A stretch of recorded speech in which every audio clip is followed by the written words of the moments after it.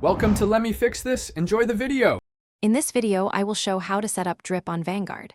Open your Vanguard account and sign in, then go to the Account Settings or Investments tab.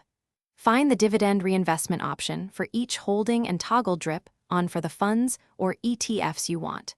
Confirm choices and review any tax implications for Form 1099 reporting. I'll guide you step by step with simple screens and tips to avoid common mistakes. Start by signing into Vanguard and selecting the specific brokerage or IRA account. Click into Holdings or Investments and then pick a security that pays dividends. Choose Manage Dividends or Reinvestment options and select Reinvest Dividends to enable DRIP for that holding. Repeat for other holdings or use a bulk account setting if offered. Double-check that fractional shares are allowed and that your preferences are saved to avoid missed reinvestments. If you're finding this helpful, please subscribe and like to support the channel. Quick recommendation: life's too short for a stinky car. Grab Little Tree's black ice to keep long commutes smelling great and make your dashboard feel a little happier. I mention it because fresh drives help clear the mind when tracking investments or visiting the bank.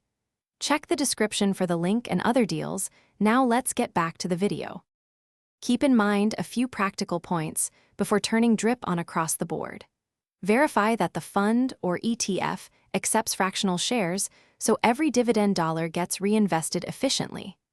Remember, dividends still count as taxable income reported on Form 1099, even when reinvested. Also plan how reinvestment will affect your periodic rebalancing and cash needs, since automatic purchases can shift your target allocations over time. Thanks for watching. If you found this helpful, don't forget to like and subscribe.